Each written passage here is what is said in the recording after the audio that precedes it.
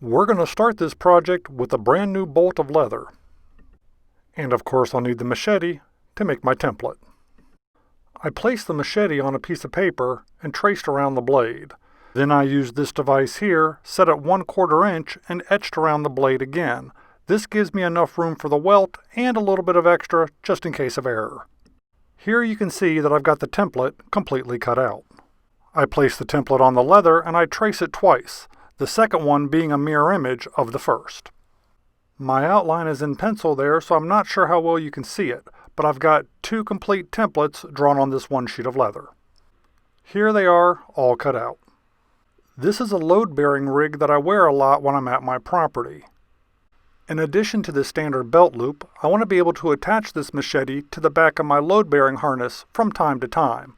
For that, I'm going to go ahead and attach a couple straps and make use of the molly. Lining everything up, this is what I've got in mind. With everything measured, I went ahead and marked the lines for the strap right on the machete itself. Don't worry, it's just pencil. I'll erase it before the project is finished. I went ahead and cut 2 straps just a little too long. I haven't decided how I'm going to attach them yet, whether or not I'm going to fold them over, something like this, but that's kind of bulky. I might just do something like this where I lay it flat and sew it at the top and cut off any excess. When it's all said and done, I decided on just a couple rivets here at the top and a snap down here at the bottom. I went ahead and cut a long strip of leather to use as a welt. Then I went ahead and marked the sheath on the inside here where the welt's going to run. It's going to have to make that hard curve down there at the bottom. Thanks to the folks at Weaver Leather Crafting, I was able to learn that notching that welt is going to allow it to make that sharp bend. With everything lined up, I went ahead and put a little bit of contact cement on one side of the sheath and one side of the welt. While the contact cement was setting up, I went ahead and cut my belt loop. Using this piece worked out pretty well. It had a couple little etch marks here from the manufacturing or tanning process, so I'll be able to hide that as part of the belt loop. My philosophy is waste as little leather as possible. The welt's set up and it's time to move on. I've learned that projects like this require test fitting at several different stages. This way you can go ahead and tweak the design as you go along, make any adjustments that you need just to make sure that everything has that perfect custom fit. Because of the design of this machete, technically referred to as a panga, one half of the sheath has to remain open.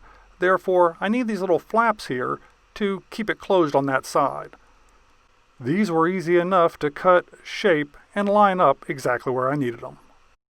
Before attaching both sides, I want to get all my straps in place here.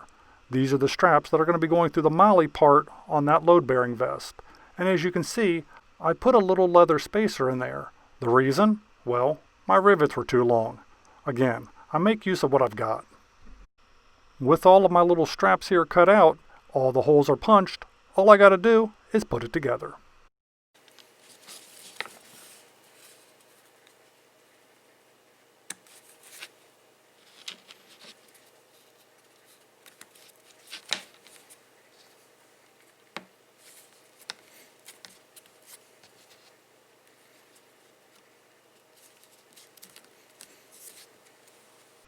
The molly straps there are in place, and I'm ready to go ahead and line up my fold-over straps.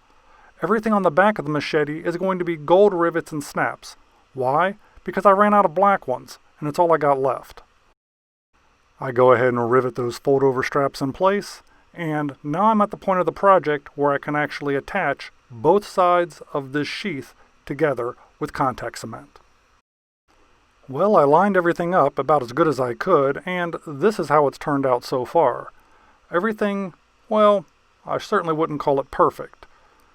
I've got a lot of trimming to do, a lot of sanding to do, and we'll just say a lot of touch-up work to do. Don't worry though, I'll get this figured out.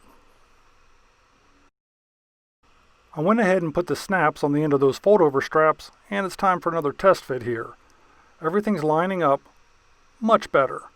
I went ahead and did a little bit of first order trimming on it. but I still need to bevel all the edges and run the slicker down all the sides. But so far, it's looking a lot better than it did.